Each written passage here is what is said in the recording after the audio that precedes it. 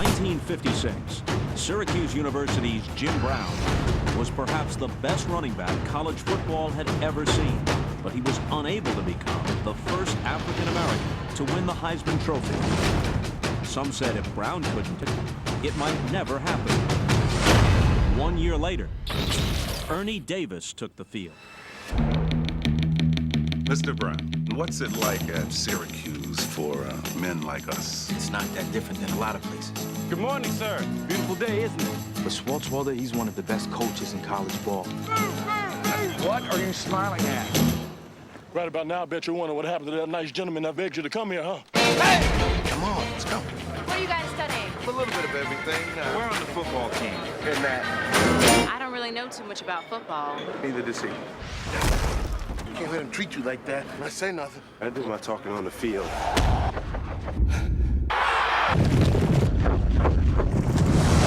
Look at that young man go! Syracuse just may have found their next great halfback. In light of what's going on in this country, do you feel added pressure to represent change? When I'm out on that field, I only think about winning the game. But that doesn't mean I don't know the color of my own skin. You think we've been south? We ain't been south till we go to Texas. We shouldn't play him. I have a responsibility to my team. Jack, Art, and me, we're all a part of your team. Maybe, coach, the rules down here are your rules too. Now, that's something for color folk around here to open up a newspaper, Ernie, and see your name. You owe them more than just running a ball. I'm playing. You hear me? In a time of change, This is not just a game. We're fighting something else out on that field right now. one man had the courage. I can't even walk in the front door of a hotel. Now, all those people who believe that's right are watching. But you know what? So are they.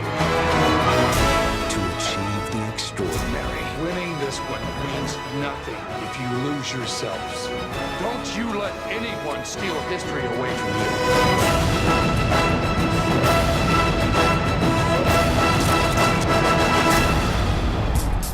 Welcome to The Chosen Critique, and I'm Jerry Cutler.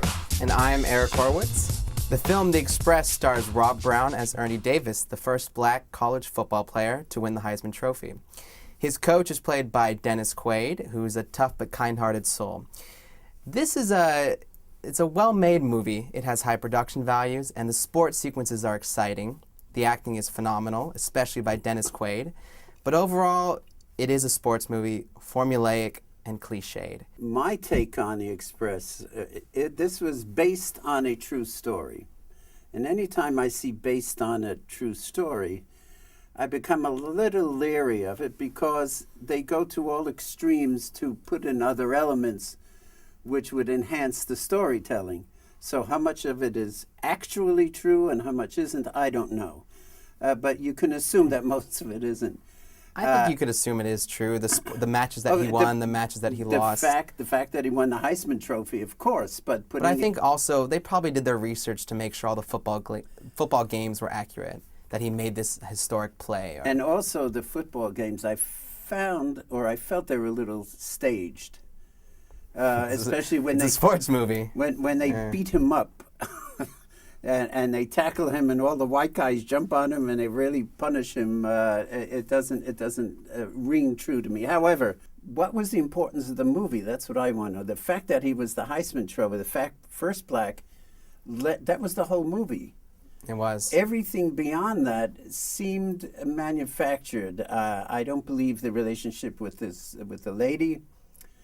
Who's beautiful. I don't know her name. But you know what? That kind of just shows that it's a generic part of every sports movie. No, even if the focus is on the football game, the focus is on the turbulence of being black, of trying to just go to a certain hotel, a certain club. Like, they couldn't. There was a lot of racism towards it. So what does the female have to do with it? Nothing. How many it's movies just trying to humanize him. How many movies have you seen before which had the same elements in them? Remember the Titans, I think that was a movie about a racially diverse football team. That felt real and genuine and fun and newer. Okay, so this was a bit cliche-ridden.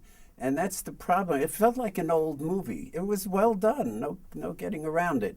But it felt like an old movie. And Quaid, in his portrayal of Schwartzwalder, He was very good, very but it good. was, once again, stereotypical. It was this hard guy who's going to drive this team to victory and get this guy, this wonderful black athlete, into his grip so he can talk to him, make him a better person. I thought it felt real and emotional.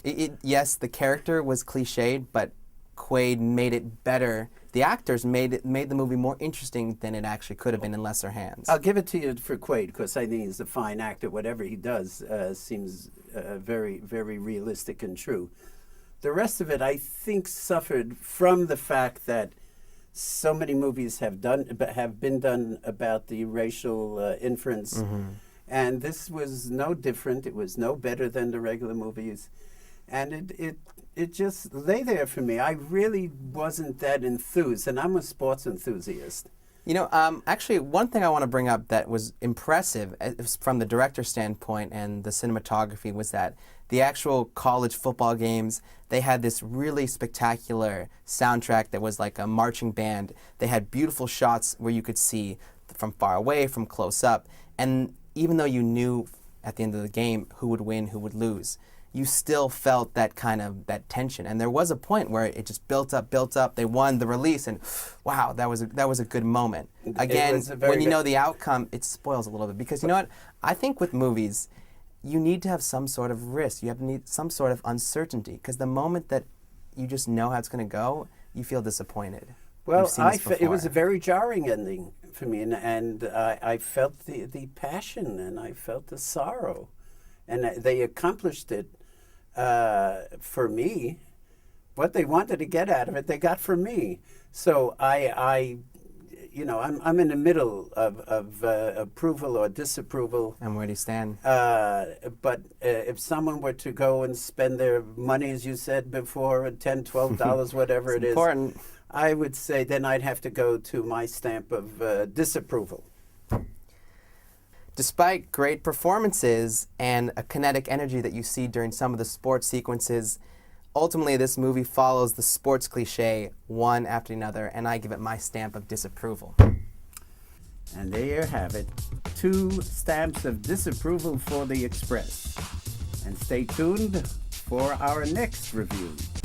W.